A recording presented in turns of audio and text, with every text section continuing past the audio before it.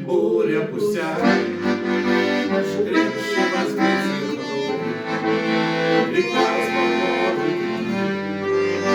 Гораздо трудней не свихнуться со стула и выдержать полный штиль.